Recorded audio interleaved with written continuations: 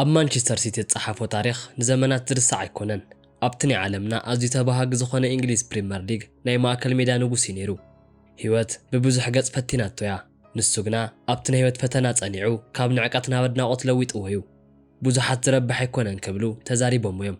እታ ናይ ጓል ኣፍቃሪቱ እውን ከይተረፈት ሓቢርዎ ምስ ጸወት መሓዝኡ ዝሙት ፈጺማትሉ እያ። ጆዜ ሞሪኖ ናይ ቸልሲ ሰልጣን ብዝነበረሉ ሰዓት ክልተ ናይ ጸጋም እግሪ ክርኢ ደልን ብምባል ካብቲ ክለብ ሰጉጎም እዮም። ንሱ ግና ንዕቐትን ጸርፍን ኣብ ዝበዝሖ ሰዓት ሓቦ እናሰነቐ ነቶም ዝነዓቕዎ ኩሎም ኣፎም ኣትሒዝዎም እዩ።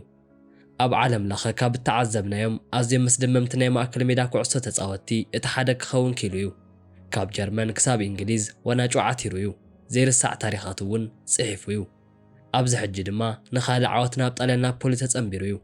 ኣቐዲመ ሰላምታይ እናቕረብኩ ላይክን ሸርን ብምባል ናይ ሎማዓንቲ መደብ ክትከታተሉ ዕድመኩም ናብቲ መደብ ክወስደኩም። ኬቨን ዱብራይነ ሰነ 28 ብ1991 ኣብ ቤልጅየም ድራጎን ተባሂላ ብትፍለጥ ንእሽተይ ከተማ እዩ ተወሊዱ። ገና ካብ ግዜ ቁልዕነቱ ንኩዕሶ እግሪ ፍሉይ ዝኾነ ስምዒት ዝሓደሮ ሰብ እዩ።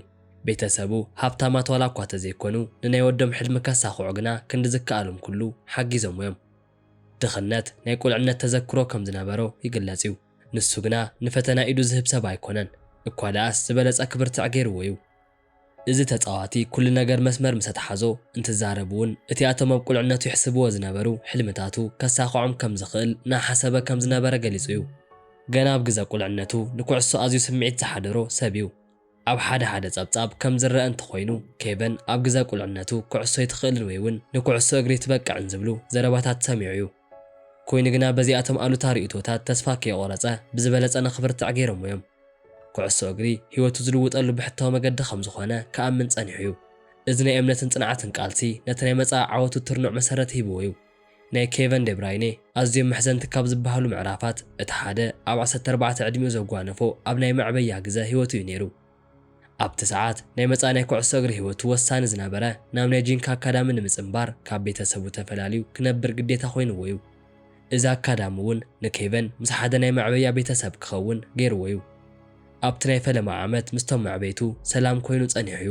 ኮይኑ ግና እቲ ናይ ዕረፍቲ ግዝኡ ምስ ቤተሰቡ ሕሊፍዎ እንትምለስ እቶም ይዕብይዎ ዝነበሩ ቤተሰብ ክቕበልዎ ከም ዘይደልዩ ይዛረብዎ። ምኽንያቱ ድማ ኬቨን ኣዝዩ ሱቕ ባህልን ስምዒቱ ዘይገለጽ ብምዃኑን እዩ። እዚ ውሳነ ንኬቨን ኣዝዩ ተሓሳሲብዎ እዩ። ኬቨን ነዚ ተጓንፎ ክዝክር እንከሎ ናብ ገዛይ ክኸይድ እንከለኹ ሻንጣ ሒዘ ነይረ። እቶም ይዕብዩኒ ዝነበሩ ቤተሰብ ድማ ናብ ገዛ ክኣቶ ይፈቐዱን።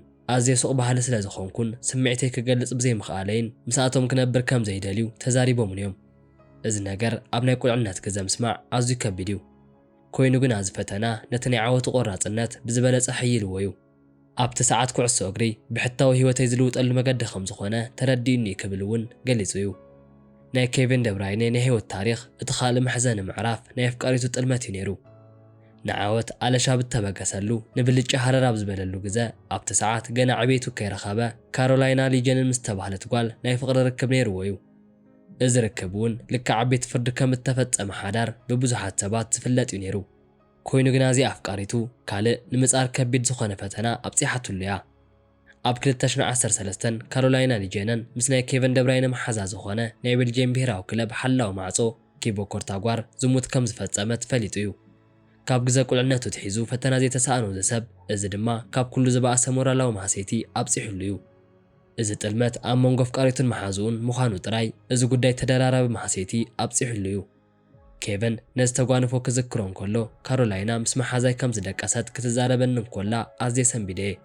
እዚ ኣብ ህይወተይ ካብ ዘጋጠሙኒ ኣዝዩ ሕማቕ ተባሃሉ ነገራት እቲ ሓደ እዩ ነይሩ ክብል ገሊጹ እዩ። እዚ ጥልመት ኣብ መንጎ ኬቨንን ብሄራዊ ክለብ መጻወቱን ሲቦ ኮርቶ ዝነበረ ምሕዝነት ሙሉእ ንሙሉእ ኣፍሪስዎ እዩ።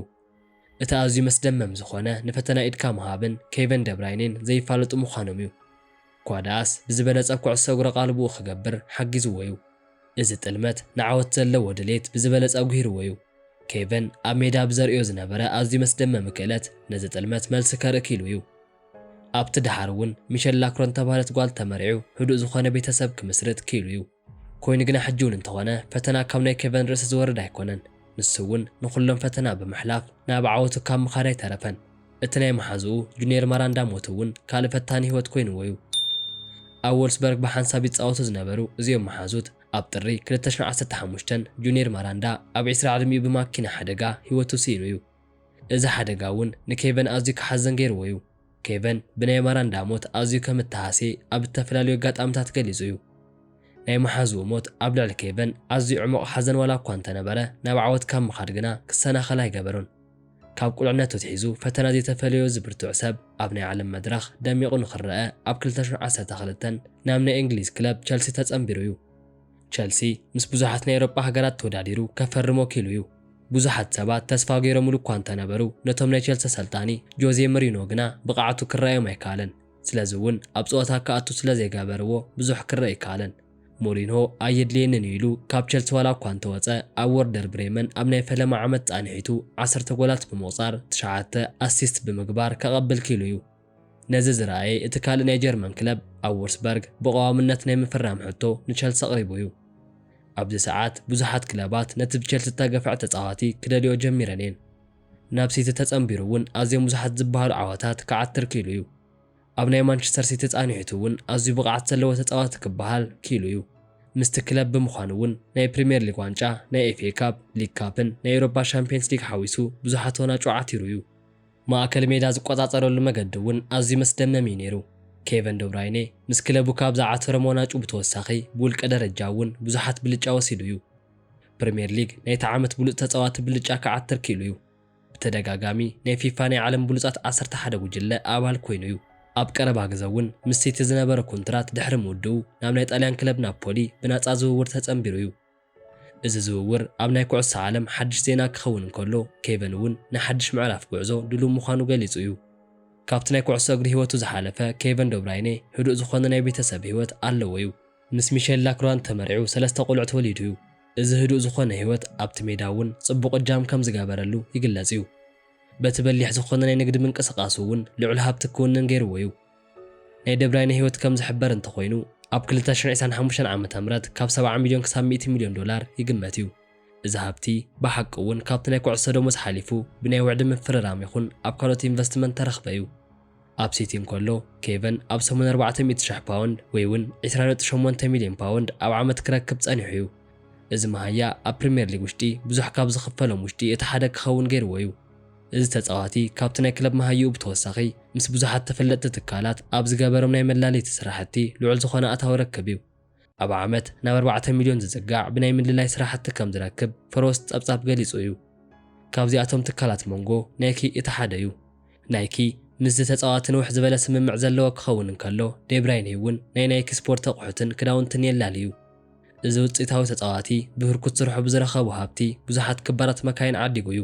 እቲ ናይ ድኽነት ግዝኡ ሓሊፍዎ ሕጂ ብዘይተሓለለ ጻዕሩ ንድኽነት ብምስዓር ካብቶም ዝፍለጡ መካይኑ እቲ ሓደ ፌራሪ ናይ ስፖርት ማኪና እዩ። ቀፂሉ እውን መርቸዴስ ይኹን ሬንጅ ሮቨር ብኽባር ተዓደገ መካይን ዝሓዘ እዩ። እዚ ተፃዋቲ ካብ እንግሊዝ ይኹን ኣብ ትውልዲ ሃገሩ ቤልጅየም ብዙሓት ናውቲ ሒዙ እዩ። ካብዚኣቶም መንጎ እውን ኣብ ዊንግስሎው ዝርከብ ናይ እንግሊዝ መንበር ገዝኡ እቲ ሓደ እዩ። እዚ ክባር ዝኾነ ገዛ ናብ 3.4 ሚልዮን ፓውንድ ዝጽጋዕ ክኸውን እንከሎ ኣብዚ ሰፈር እውን ብዙሓት ተፃወትቲ ገዛ ሃኒፆም እዮም። ኣብ ቤልጅየም ዝርከብ ሰፊሕ ዝኾነ ገዛ እውን ኣለዎ እዩ።